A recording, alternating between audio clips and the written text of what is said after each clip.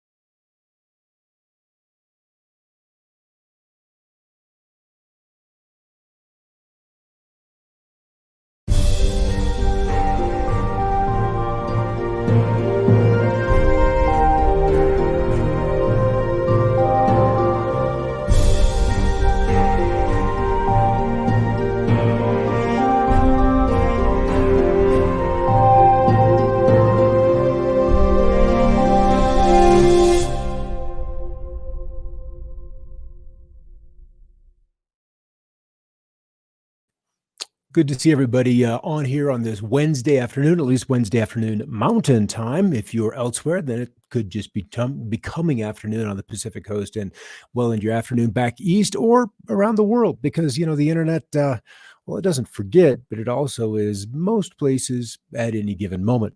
All right, last week we kind of talked about patriotism, or I guess that was just Monday, patriotism and nationalism and kind of doing the right thing.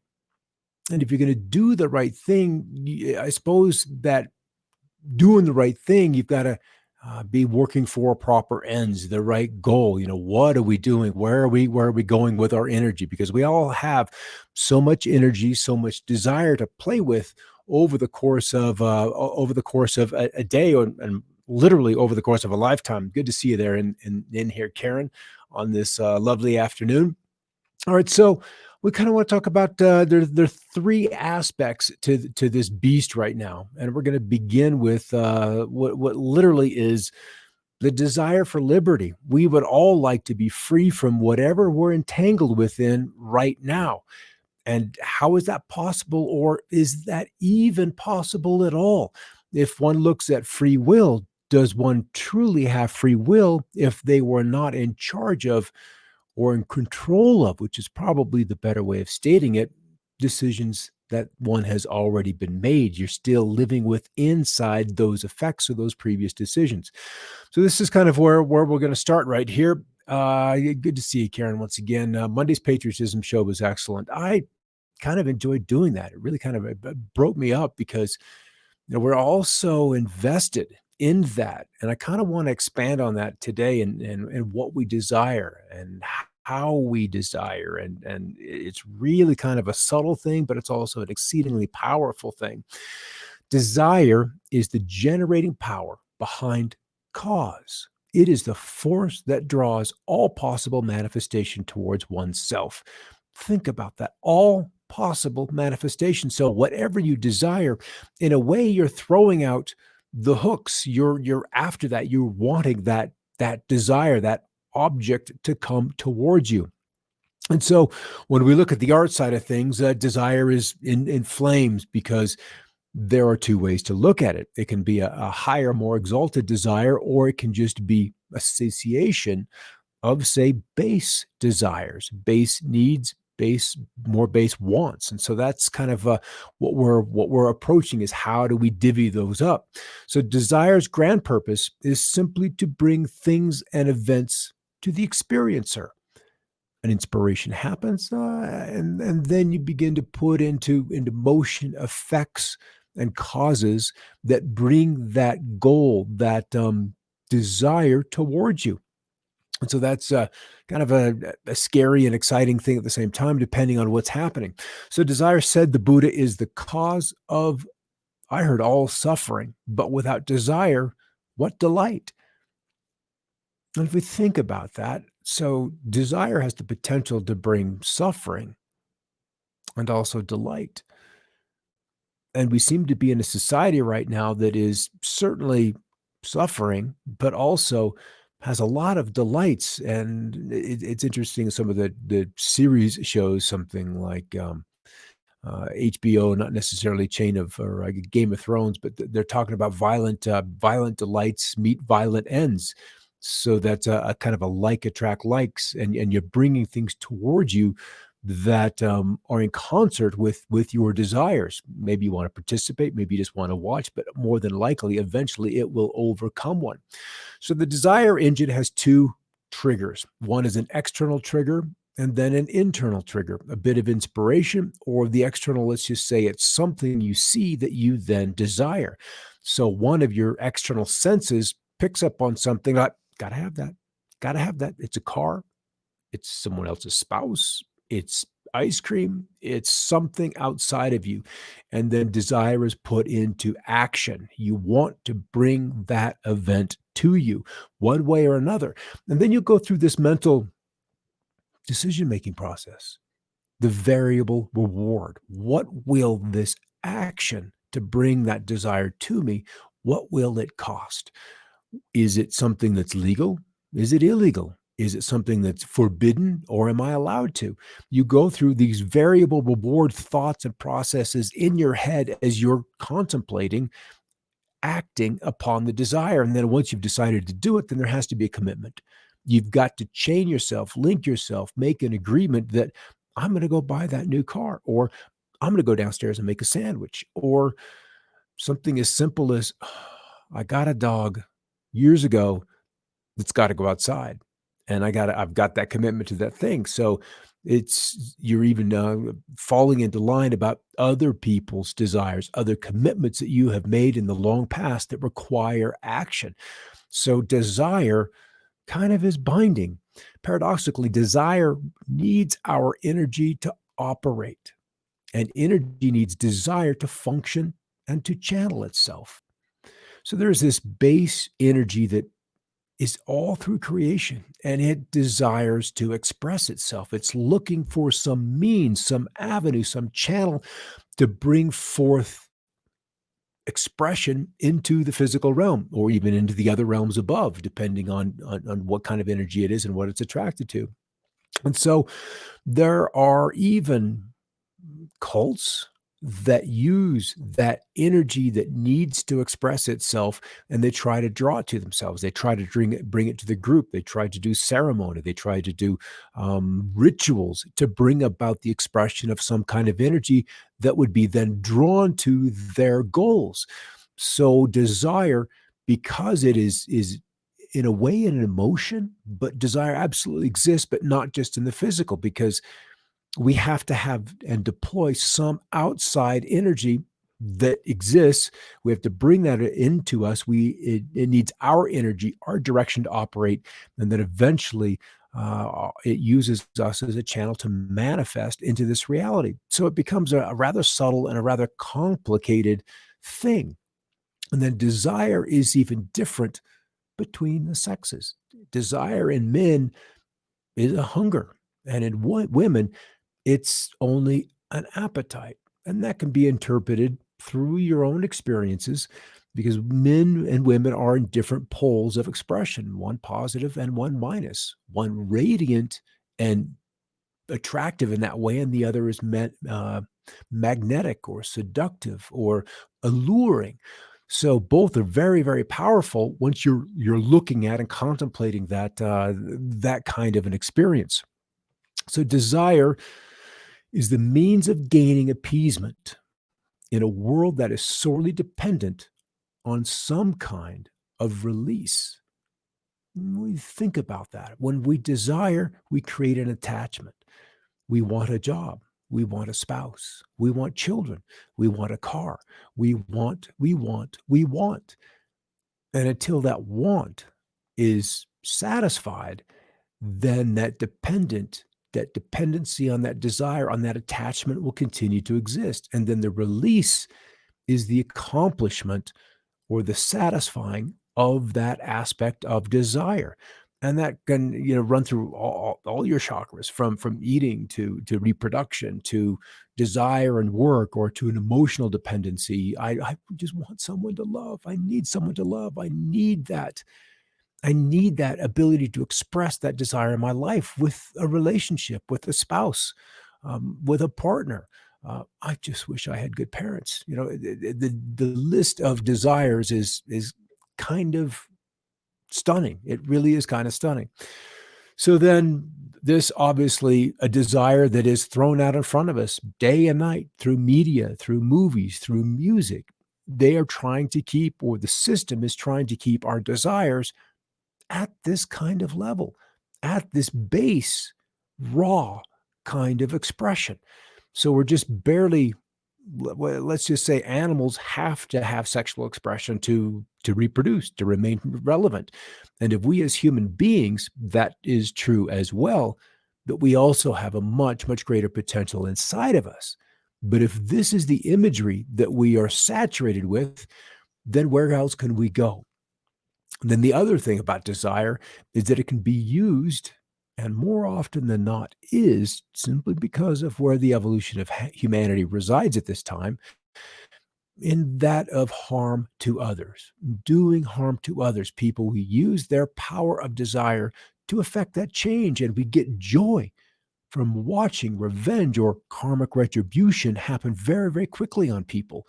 So we see, that this whole desire thing is spread out across the entire spectrum. It can enslave a world or free humanity. So desire, no trait is more justified, desirable, than revenge in the right place and right time. And I had a friend who loves that show, Revenge. I honestly haven't seen an episode, just because that's an energy that I don't necessarily want to be associated with, or having permeate the mind before you go off to bedtime. Because if you begin to contemplate revenge, you'll then wonder, how does that act apply in my life? How could I use that act of revenge to my benefit?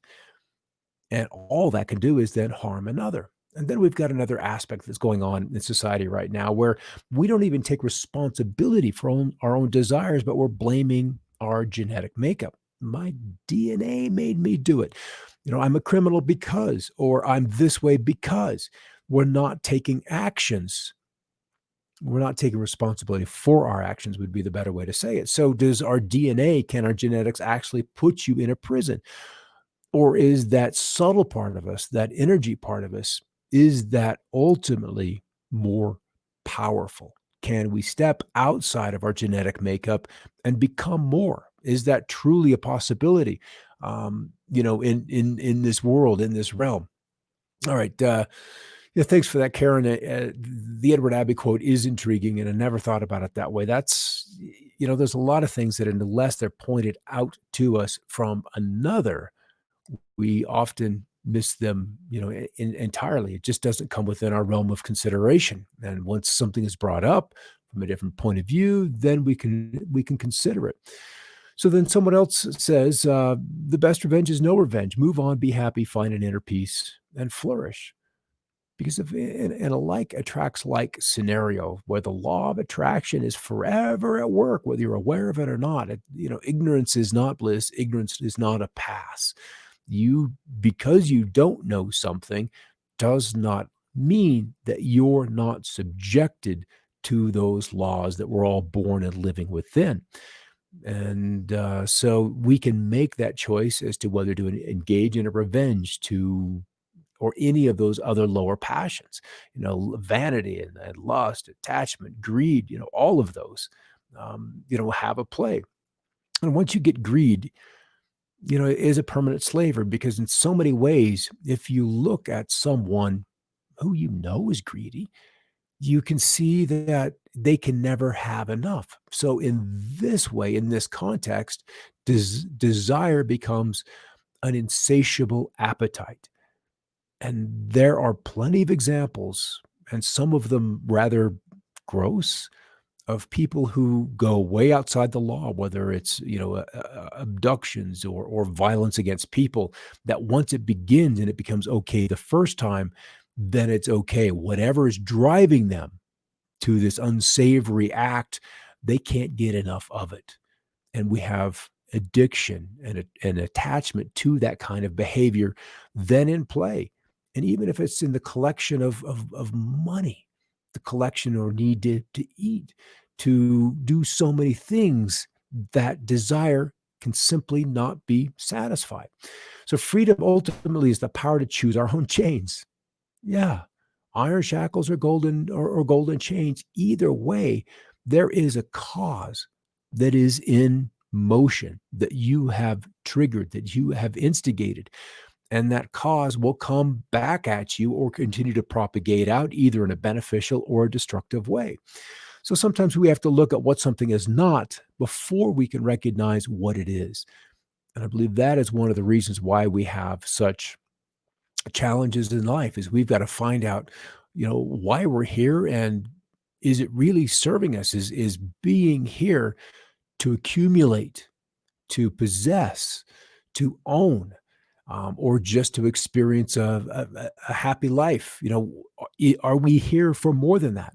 So antonyms of liberty are denial, dependence, denial, and let's just preface that with denial of free choice or any choice at all. Dependence. Well, if you're dependent on something, then you're not free of it.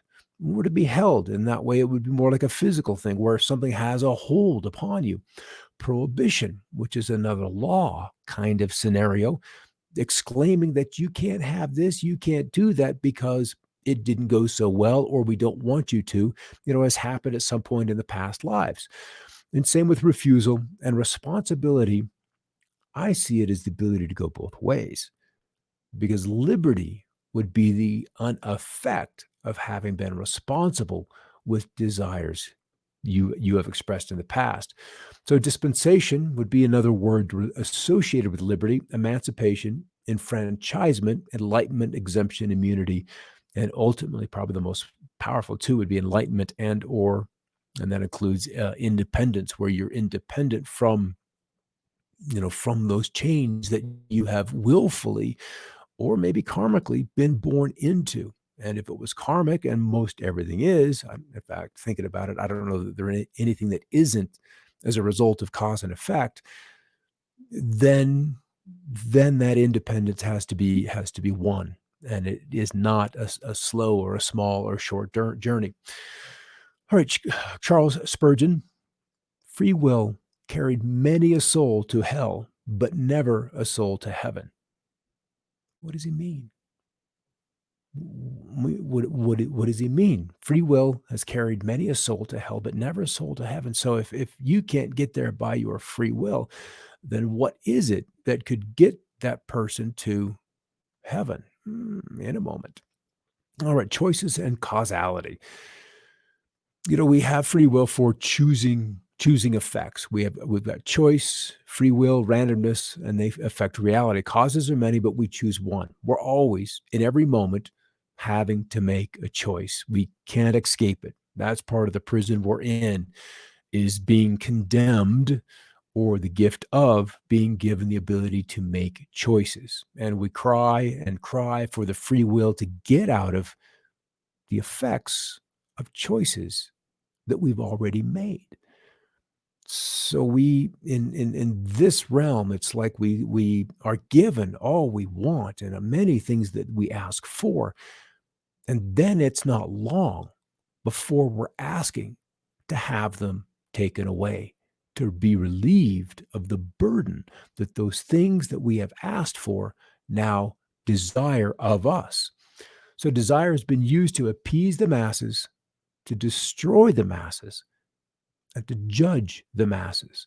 Though, ironically, it is the only subjective urge that has not been called to justice. There are many wrongs in the world, as described in the press, as described in talk shows, but rarely, if ever, is uncontrolled desire or misdirected desire brought up. It's always some other thing. It's a greed. It is you know, it is some other effect or some other action that remains uncontrolled. All right. So if a thing is free to be good, it is also free to be bad. And free will is what has made evil possible. So why then did God give them free will? Because free will, though it makes evil possible, is also the only thing that makes possible any love or goodness or joy worth having. That from C.S. Lewis. And that's ultimately the truth, is that we have a choice in every moment. And then knowing how to make that choice, and you can make it from lower desires or higher desires. And as we mature, and certainly as we age, and then also go through many, many lives, we become much more clear as to which to deploy in a moment. And this is where controlling that anger or that fear really becomes a very powerful thing. So, desire ultimately is the means of teaching everyone about the limitations of these lesser realities. That lesser reality of revenge that we looked at either, or those delights, say, of the flesh. Because as we become aware, there becomes a differentiation that we have to make so that those causes we're throwing out there in the world will ultimately lead to a greater freedom, a liberty that we would want to choose to live within, or simply to choose to live within. The secret to happiness is freedom, and the secret to freedom is courage. So if we're not courageous enough to make those choices that put out those causes that we then have to live in the effects of, then we're making choices that further enslave us. Then we're bound to those karmic repercussions. And that is not freedom. The freedom is really much more relaxed than that. All right, this is kind of from Rumi, and Rumi, as a poet, really had a book of treasures, truly a book of treasures to read through. I once had 1,000 desires, but in my one desire to know you, all else melted away. So this is where desire can become very powerful in redirecting where we're thinking, where we're going. Yes, Robin. Yes, yes, yes, yes, yes. Let's double click that. Such a concept. We choosing our own chains, and that's why, as we mentioned earlier ago, that this path is exactly and perfectly made for us, because everything out there, everything we've all got upon us, are our own chains. A man once told the Buddha, "I want happiness." The Buddha replied, "First, remove I, that's ego, then remove want, that's desire. And now all you have left with is happiness." I want happiness. So, how does that happen? How do we gain the discernment, the strength, and the courage to not I want, but then to just let what is, let it be, and then be very relaxed about what comes down the pike, what comes down the road for you? All I want is happiness. A man's fate in battles is worked out before the war begins. So, do we really have choice? Or are these battles pre-staged at certain points in our lives that say, when I'm 33, there's going to be a health issue. I have to work through that. And either the reason for that health issue showing up at that particular point, that inflection point of your life, is to empower you to be able to overcome something, some anger issue, the ability to emotionally accept love or to receive. We have these events, these battles staged throughout our lives to ultimately break us down so that we can let go of what we think should be and allow in what is. And when we can do that, then there's a liberty that we're allowed to live within. If I find in myself a desire which no experience in this world can satisfy, the most probable explanation is that I was made for another world. C.S. Lewis once again. So who's from here? I live in a place that talks about ETs on occasion. And they're like, "Oh, wouldn't that be cool if," and da da da da da. And my retort is almost always, well, nobody's from here. Even, 100 years ago, no, I promise you, nobody watching this was here. We are all somewhere else. Our bodies may be formed from this dust to dust scenario, but no one is from here. We're just here in a schoolyard to have some experiences, to enjoy, to learn discernment, to learn how to make choices, and ultimately to control desire so it can be used for more constructive things. Happiness is your nature. It is not wrong to desire it. What is wrong is seeking it outside when it's inside. See Ramana Maharishi. What do you think? Are there treasures inside and we keep wandering outside, looking through the eyes, smelling with our noses, touching things, wanting, wanting, wanting, and we're back to I want happiness. And when we're looking through and using our senses to want, happiness apparently can't be found out there, but only pleasure.